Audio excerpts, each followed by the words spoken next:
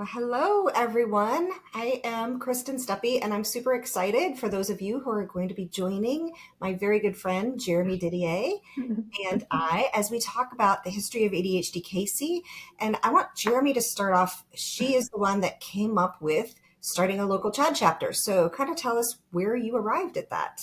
Yeah, absolutely. Kristen, thank you so much for putting this together. And Kristen always says that I'm the one who started everything, but that's not entirely true. Kristen has certainly been involved ever since the beginning.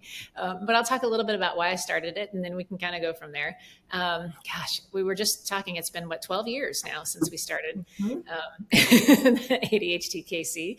It seems like not that long ago and like longer ago, actually, more that I think about it.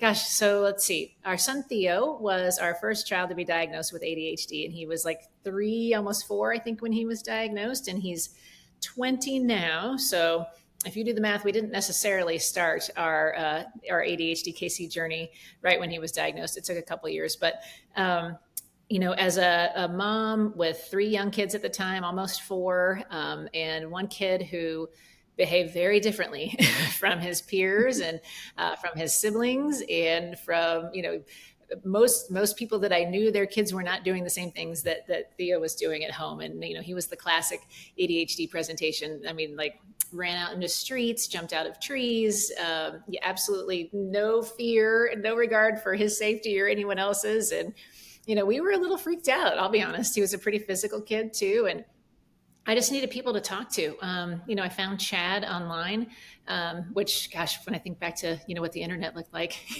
that was probably 14 or 15 years ago. And they said you could start a CHAD chapter if you wanted to have like a parent support group. And our I guess, psychologist at the time, Carla Allen, who was at Children's Mercy's ADHD clinic, had also recommended that we do something called the summer treatment program with Theo. And she had talked about CHAD as well and what a benefit it had been for some of the families that she'd worked with in Florida. And ironically, Florida is where CHAD started. And that was, it was started by a group of parents just sitting around a kitchen table who wanted to advocate for their kids who had ADHD and thought they'd just start a group. And it's grown into this incredibly influential nonprofit organization that we know today. But from my perspective, the best thing about CHAD is, the local chapters and the local community. And I needed other people to talk to. And I tell Kristen this, and I'm not embarrassed about it. It was purely self-serving. I needed to know that there were other people who had, things going on in their house that looked something like what was going on in my house, because I was feeling like a really bad mom. And I knew I didn't know what I was doing, but I wanted to learn. I wanted to figure out how to do things differently. And I also wanted to know that there were other people who were learning as well as talking to people who had kind of been there, done that, so to know that things could get better and likely would get better, and, what helped those things get better. And so it turned out there wasn't a CHAD chapter or really any kind of ADHD support at the time in Kansas City. There had been one. I think they had kind of stopped meeting maybe 5 or so years before we started. And so we were just fortunate that we were in the right place at the right time. And my good friend Kristen, who was also our pediatrician at the time and does not have ADHD, was kind enough to come and help out.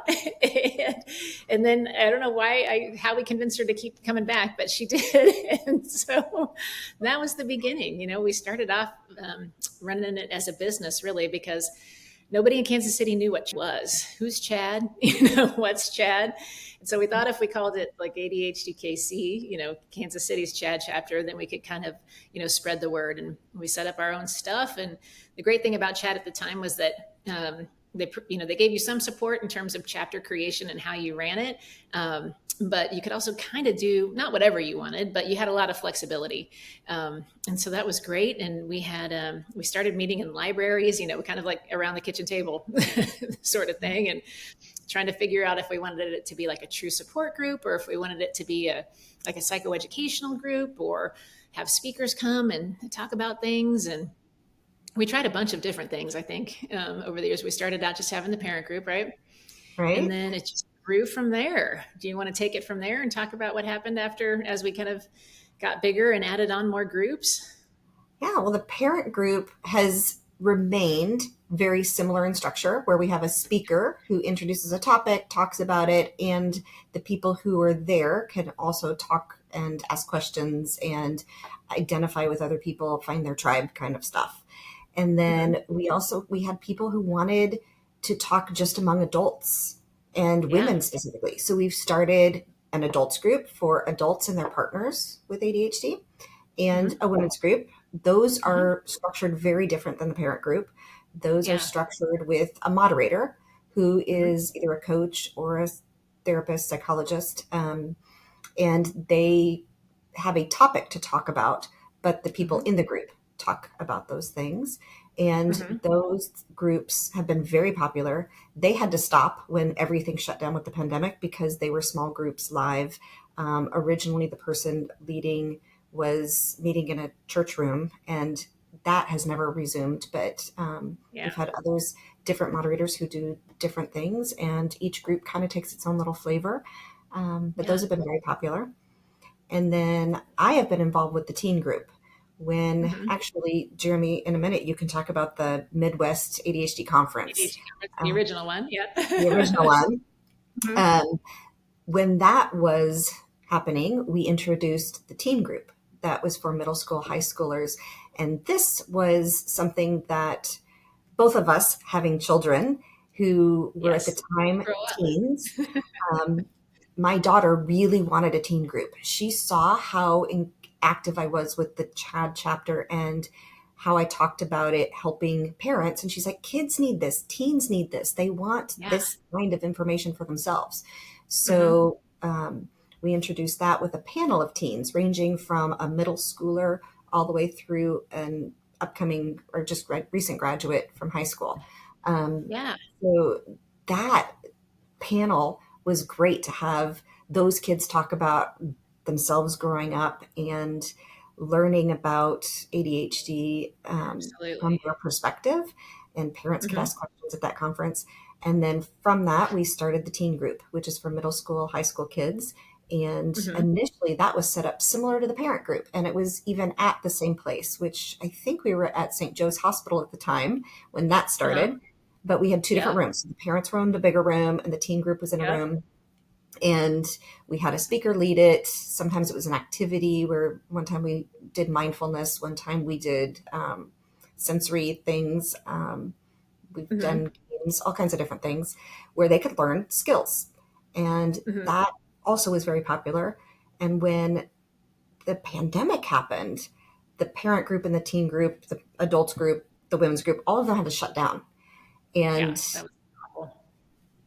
you and I worked very hard to keep Well, you at did. least the parent the teen group still going. Right. So still Mm-hmm. recruiting speakers and having Zoom, which at the beginning everybody really appreciated the Zoom. That was very popular.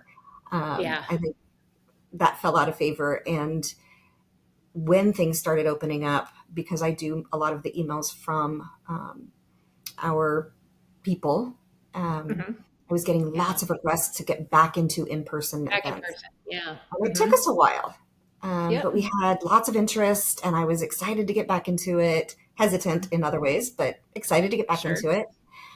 And it's just never grown. I mean, our audiences have been, I don't know, maybe up to 50 people when we were having Yeah. pre-pandemic, I Yeah. think. Hmm. Depending on the topic and the speaker, I think it was rare to have a meeting where we had certainly fewer than 15 people.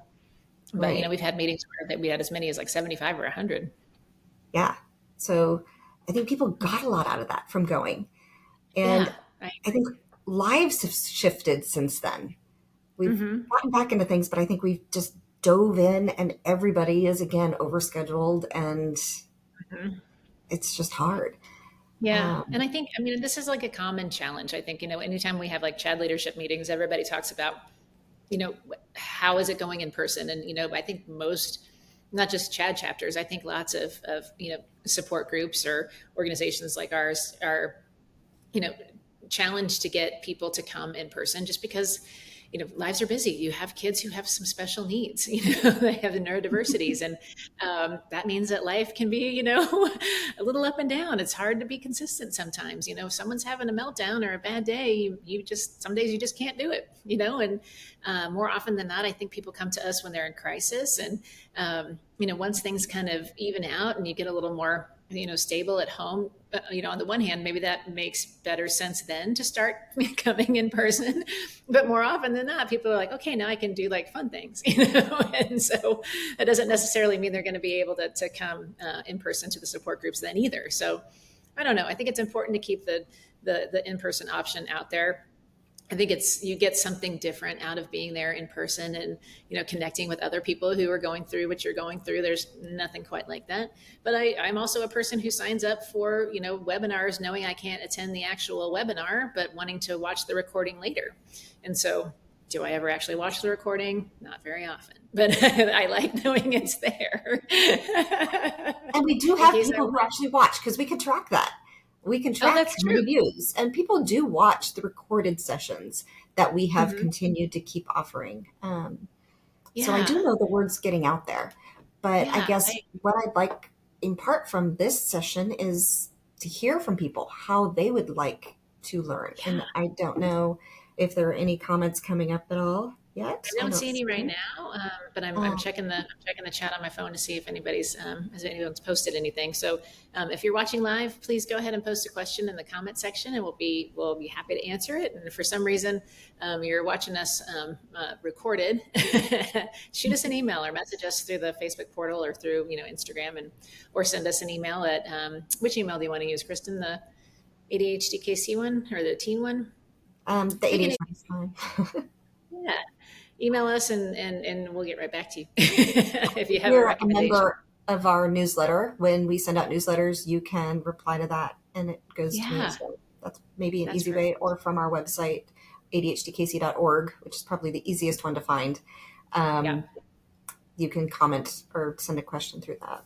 Yeah, that would be great, because we love feedback. I mean, good, bad, suggestions, recommendations, because we have been doing this a while. And I mean, you see young kids all the time because of what you do for work, but our kids are older now.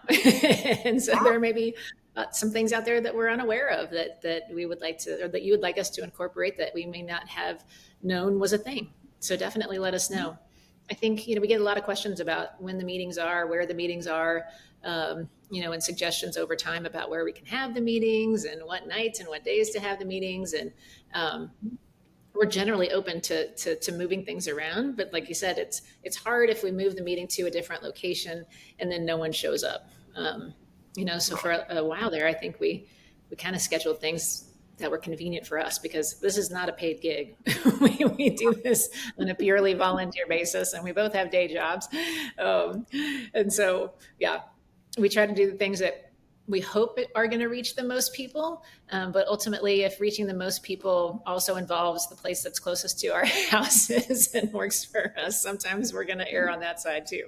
But we have an incredible professional advisory board. I think that's been one of the really great things about our group, is that so many, clinicians and educators and even, people in law enforcement and attorneys and, all walks of life are passionate about helping other people with ADHD, whether they have ADHD themselves or they have kids with ADHD, or they, their job is working with people who have ADHD. Our professional advisory board has been just incredible at helping us spread the word, and also being, amazing speakers and, volunteering to staff different locations when we have meetings, because it does take, it's not just us, there's the speaker and then someone needs to greet people. And so we're always looking for volunteers. So if you're interested in volunteering at a meeting, definitely let us know that as well. Let's see. What am I missing? ADHD conference? Well, you brought up that we were going to try to branch out and try different locations, because we have been so fortunate to have Horizon Academy, who has allowed us to use 2 of their rooms every time we meet there. They do not charge us, which is fantastic. It does require one of their staff to stay there late and help keep the doors open. It's not a super convenient place. It's not off a highway. It's not convenient for many people. It is fairly central in the Kansas City area. Yeah. It's more north It's than not where I easy. live, but it's closer to Yeah. where other people live. Yeah. So Yeah. we've struggled with getting attendance there, though. So we're Hmm. going to try something new in August. Yeah. So I'm excited. We're going to try a new location, right? try a new location. And so we'll See see how how that that goes. works. And, Yeah. when we used to move around with libraries, we would get to different places around similar areas, but Hmm. different libraries to hit different area, I guess, zip Populations. codes Yeah. to get Hmm. closer to different people. Hmm. Those are hard to schedule. You can only schedule 3 months in advance, and getting two rooms at the same time to do the teen and the parent was difficult. Right. So that's when I think And I know, Horizon started being used, when we really yeah, started and getting. they've been so gracious. And I mean, that's their student population is our community, and Yes. so it's a lovely we kind of dovetail together, I think, quite nicely, because we have very similar missions and similar passions, and yeah, we can't thank them enough for everything that they've done to help ADHD KC be successful. And if you ever yeah, they're phenomenal. St. Joe was great when we were meeting at St. Joe Hospital, because it was, kind of centrally located, but also really easy on, easy off the highway. And they were letting us be there free for a while, but then, like many places, they have to start charging for the meeting rooms. I think more people were vying over that place, and so that makes sense. But we're a nonprofit. we don't really have much money, and so we have a very, You very can little come bit. for free, though. You can come to all of our events for For free. free, yes. Although we do encourage you to be a CHAD member, because becoming, over 50% of your CHAD membership fee comes back to the chapter. So if you identify, ADHD KC as your local CHAD chapter, we actually get half of that fee back, and we can put it towards programming, or put it towards events, or put it towards, maybe staffing, I don't know, having a paid volunteer at some point, or having snacks or water bottles, or additional, maybe Instagram ads or Facebook ads, or Or a some way to, scholarship to go to the National Chad meeting. We've talked even about better, that. scholarships to go to the National Chat meeting, which I just have to plug really quickly, because if you're not aware, and I'm super excited about it, at the ADHD, it's the International Conference on ADHD, because it's not just Chat anymore. We've joined forces with ADA, which is ADHD, the ADHD Organization for Adults, and ACO, which is the ADHD Coaching Organization, to create one big, fabulous conference. And it's in Anaheim this year in November. And our keynote speaker, the one that I'm most excited about, is Penn Holderness, the Holderness family that you see on, he's everywhere. They're hilarious, and I'm so excited. And then Kansas City's very own Sasha Hamdani is going to be there. People don't realize that she's here in Kansas City, but she's written a very famous book. Has a huge following on social media. Last year or the year before, she was Chad's, up and coming, influencer of the year, and just a phenomenal physician. And then is it Kojo, Dr. Kojo? I'm not as familiar with him, but he's our third keynote presenter, and he'll be there as well. So lots of incredible information. If you've never been to an ADHD conference, there's nothing quite like it, being around people where most everyone has ADHD, and you always make fast friends, and you always come away with something that you didn't know before, and just a great time all around. And early bird registration opened, I think, just last week, and at the end of last week, and early bird pricing goes, I believe, until the end of July, or maybe even the beginning of August. So now's the time to sign up, because it's much cheaper. So that was my plug for that. So that is awesome. I have been to only one CHAD conference, but it was amazing. There were so many talks. It was almost hard to choose which talk to attend at any given time. Yeah, it can be overwhelming. It was, but amazing. You will learn Yeah. something if you were able to go. Yeah, without a doubt. And the reason Kristen went to that one was because that was one of the ones where we won an award, right? This Didn't we is win true. Yes. chapter? Yep, chapter of We the didn't year. just Yep. go because of the award, but Well, I mean, it's it was certainly a a good, good good reason. motivator. Sometimes we need that motivator to get actually to something. Yeah. And I'm not able to go this year because of a conflict with my own Family schedule, stuff. but But I'll be there. Jeremy will be there. Jeremy is the current CHAD. So that's how she knows so much of the behind the scenes and all of the information Yes, that I know she more is than I need to know. fantastic. So in the 12 years that ADHD KC has been a chapter, she has been amazing at leading this chapter, and not just this chapter, but also in the national level, really making some changes. I appreciate that. Thank you for saying that, but I mean it. I mean, this has been more than a 50-50 gig, the entire time. I mean, there's 3 years there where I went back and got my master's, and Kristen pretty much ran the whole show. And any of the marketing that you see from ADHD KC, any of the newsletters, the emails, our website, all of that is done by Kristen. And, I say it all the time. Is there anything you can't do? You're like, you have this very busy, like, pediatric practice and by day. And then by night, you're like, doing webinars and, creating programming for various organizations. And then these just gorgeous marketing pieces for our social media and for all of our followers. I mean, I can't thank you enough for everything that you've done. It truly has been a joint effort. There's never been a time where it's been just me, for sure. You've been there the whole time. We maybe do things at different levels, and I think we complement each other well. I was just going to say we balance each other out and complement each other very well. So we do. Yeah. People say, how are you guys so successful? And I say, you have to have one partner that has ADHD and one that doesn't. I've never been diagnosed, but I don't think you have it. I know. I really don't. I don't think I do either. We all have symptoms sometimes, but yeah, I think it'd be. Certainly I see from my practice what people truly go through when they have ADHD and what my child went through growing up with ADHD. The little brain episodes that I have sometimes, I don't think it's ADHD. But I do love helping people. And one of the reasons that I got involved so much with ADHD is, of course, because as a parent of a child with ADHD, I realized that the stuff I learned in medical school wasn't all that she needed. She could take her medicine from her pediatrician, but that wasn't it. I needed support. I needed tips. And actually at the Midwest conference that we need to get back to, I saw, I think that was the first time I saw Elaine and Diane talk from Impact Parents, and what they said made such an impact on me as a parent, but then also helped me as a pediatrician advise my patients and their parents a little differently. So these can be impactful even for people who know a little something. We can always learn a little something more. And so I think that's fantastic. But I don't know, do you want to talk about that Midwest conference? Because that was a big deal. Yeah.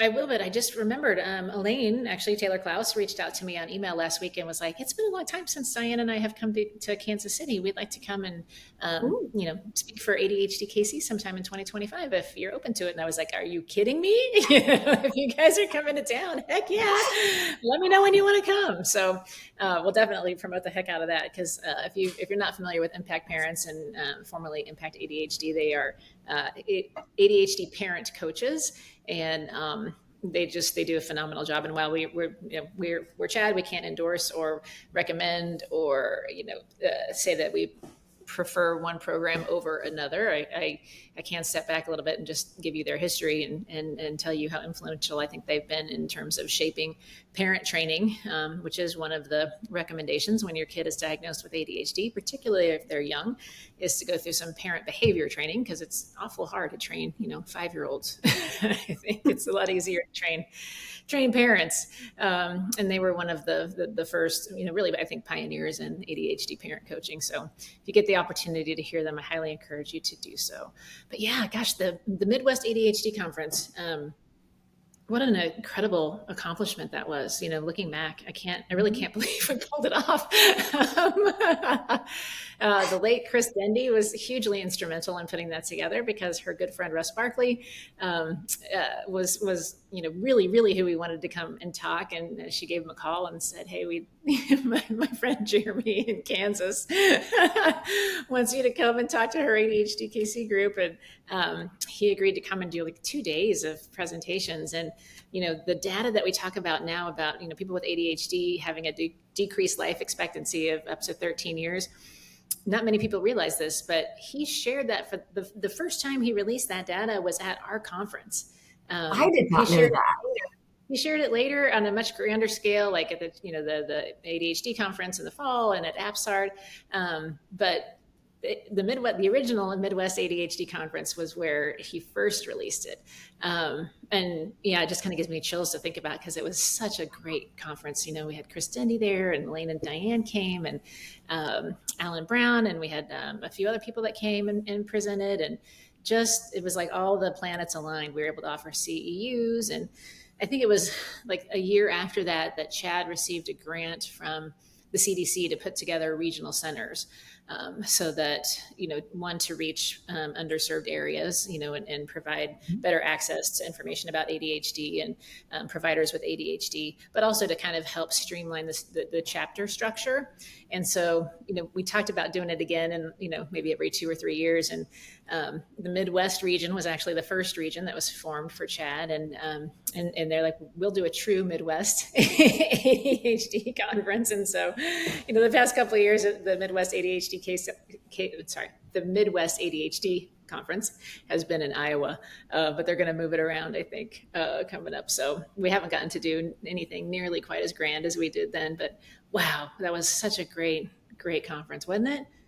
It was amazing. And for it all to be here made it easy. Yeah, And we had, I don't know how many people there, but just the hundreds. knowledge shared that weekend was amazing. It was, Um, yeah.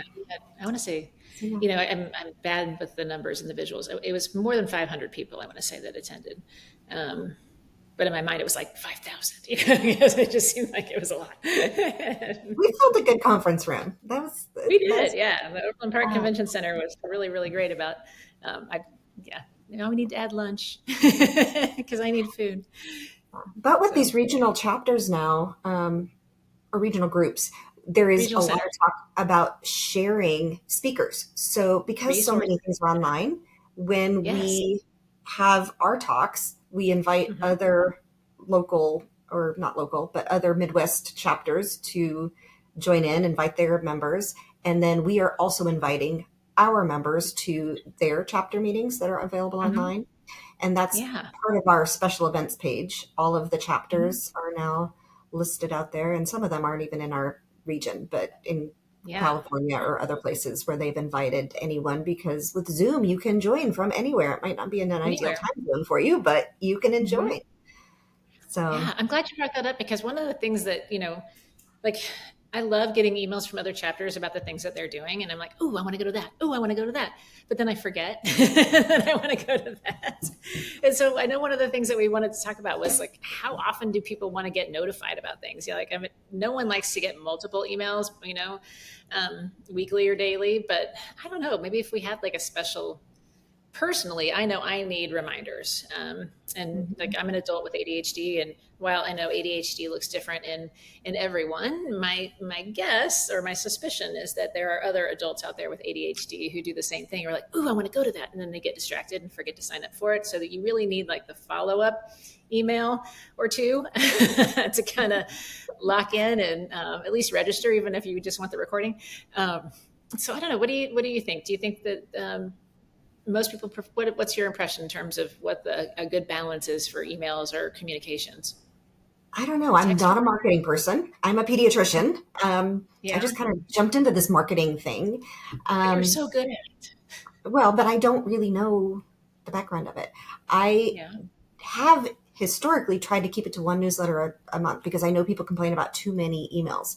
But Yes. when the water main broke for the women's group last month, we had to Oh send yeah. out an emergency email. And we Yeah. had so many additional people sign up and show up Interesting. to that meeting. So I'm wondering if we should send out this, alert kind of messaging of I like each individual thing. So that. people Hmm. will be getting more emails, and I would like to hear from you guys, whether it's if you're here live listening or if you're watching a recording. Would that annoy you and have you unsubscribed from our newsletter? Because I don't want to Yeah. lose subscribers if we're sending too many out. But Right. since that Waterman break, I also sent one that following week for the adults group because I thought, hey, it worked for the women's group and the adults group still had chairs. So they had a few more people sign up. And How about so that? I'm thinking about trying it again for the July. Actually, the July parent and teen groups are meeting together. So, and Hmm. yours truly is talking about mindfulness. I'm Yes, and so it's pumped about mindfulness. mindfulness. super Um, amazing, which most people with ADHD are like, there's no way in heck I can do a mindfulness thing. And I'm telling you, you can. And Kristen's presentation is absolutely phenomenal and it will convince you. so yeah, Hugely it's helpful. actually been shown to be one of the things that can help you retrain your brain to focus again. Yes. Like, that's what's so cool about it. Neuroplasticity. It changes Yeah. gray matter. It changes chromosomes. I mean, like it changes things, It's which amazing. blows my mind. Amazing. So Yes. for those So of you who cool. want natural treatment, this is something that has evidence behind it that is completely Hmm. natural and could be free if you just focus on breathing. But there are Yeah. apps and things that you might have to pay for. So anyway, Yeah. we'll talk about that in my talk. But I Definitely. do want to hear from you guys. How often would be too much where you would just like pull the cord and just unsubscribe? Because I don't want people to unsubscribe. Right. Yeah. Do we have an option where, some places you can like say which emails or newsletters do you want to get? Do you want to get the monthly one? Do you want to get, the I don't know, women only one? So that everybody gets like the monthly one, the big one. But then, people can subscribe to get different reminders for ones. If you want to just get reminders for the adult group meeting or just reminders for the parent group meeting. I don't know if we have that option yet. I think in theory, Substack allows that. We are currently using Substack because it's free. We outgrew our MailChimp free. Yep. We had too many subscribers, which is a great thing. But Yep. again, we are offering a lot for very little money. So Yes. we, the more people we have who actually join, I guess the more money we will have. But historically, most of the people who come to our meetings and follow us are not official members. So we don't have a Which lot is of fun. funds. So paying for a Yeah. newsletter that probably offers more bells and whistles is not necessarily on the table. Yeah. Yeah. Okay. Um, Cool. Good to know. Good to know. I think Sometimes we have people Substack. make donations for specific things, so maybe that could happen. And one of the things that I've been looking into more, at least in the national level, is our grants. And there's definitely some local Kansas City, Kansas, Missouri grants that are out there to support neuro-inclusive spaces and education and workplaces. And so, yeah, if anyone wants to volunteer to write a grant or apply for a grant for us, that would be a huge help. Or if you work for an organization that's just trying to give money away, we'd be happy to help you out there as well. That's Get that plug in there. Love it. right. Why not? Let's see. What haven't we touched on that you want to touch on? We're coming up on, we're a little bit after the top of the hour. Oh, we are. I guess where do people want us to focus our reminders? Do you prefer emails? Would you prefer one of the social media things? Currently, we have Facebook and Instagram. Our Twitter account has never really been very busy, and I don't get on X anymore. Yeah. Do people prefer other things? I don't see the two of us doing TikToks, so please don't recommend that one. You never know. Uh, do a little Our dancing. team group might. Maybe. We currently don't have any teen leaders. That's one thing we used to have before the Oh, pandemic is we yeah. had teen leaders where teens who were motivated and wanted to help got service hours and Mm-hmm. helped us out setting up rooms. And we had one who did some of our social media graphic stuff because she was interested in graphic design. We have all Yeah. kinds of opportunities.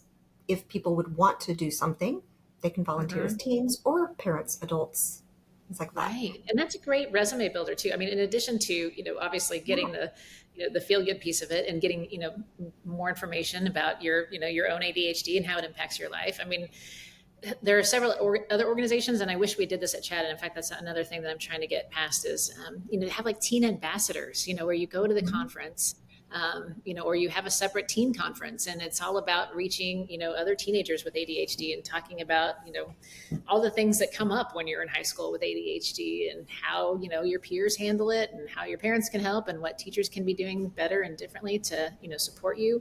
And so, yeah, we'd love to have more teen volunteers and hopefully, since I am the Chad president right now, we're kind of uniquely positioned, I think, to be a beta site for the Teen Ambassador Program. So yeah, if you're interested or you're watching this and you have a teenager that's interested or a teenager that's not interested but that you would like to kick out of the house every now and then and to pick up a volunteer gig, let us know. And we can definitely figure out a way to make it worth their while, because what a great experience. I wish I'd had, even a fraction of the knowledge that I have now. And I think, our kids that, are now adults, which is terrifying, would agree. A lot of the things that they've learned about their own ADHD over the years, I think if they'd had that information earlier, or understood what that meant earlier, or how to advocate for themselves earlier, it would have made a big difference. Yeah, there are studies that show that when people understand, they are much better at managing. So getting that information out there is what we want to do. We want to meet people where they are. So we want to hear physically where you would want us to hold meetings, and we would be interested. We can't obviously have it everywhere for every person. There are logistical things there, but we're willing to hear all of your thoughts about that. When we send messaging out, how would you want us to send those messages? How many emails, how many social media posts, which social media platforms? Is there another way that we're not thinking about? Text reminders. I don't know if a text reminder is something that might be helpful. Yeah, I don't know if we're set up to do that, or how much it costs to have like a kind of a robo-text thing. One of the things we talked about in this, it sounds a little scary, but I think it's actually a great idea, is having people, commit to paying if they're going to come in person. So let's say, it'll be a $30 charge on your credit card to come in person, but if you show up, we refund the charge to you. So it's just kind of a way of making sure that people show up. We don't want to take your money. We will, but we'd much rather have people come and, hear the speaker, and get their money back. But it's really disheartening, I think. When people sign up, we might have a list of 10, 15 people. And once we only had one family show up, like one. And that was really dejecting, I think, for the speaker, because she had prepared something that was interactive with multiple people, and she couldn't really do that.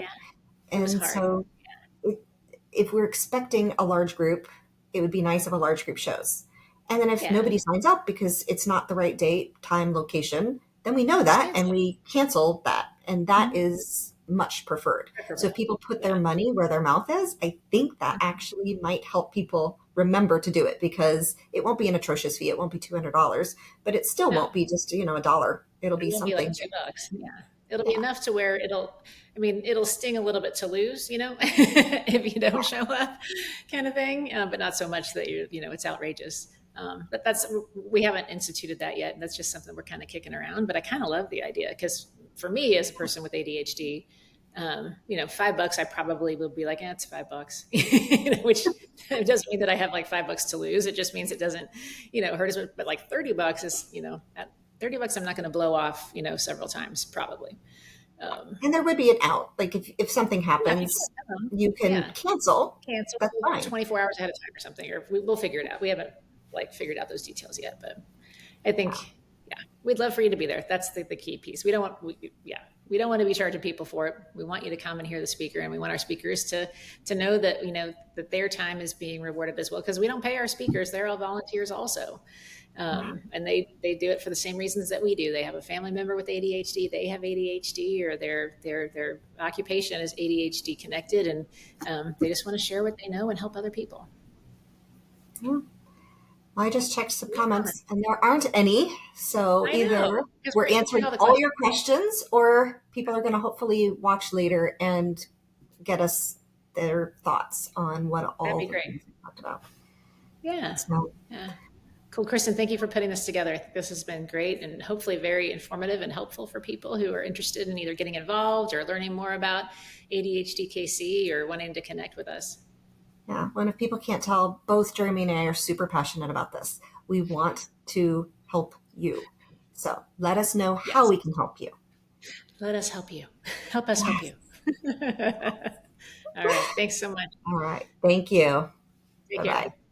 Bye.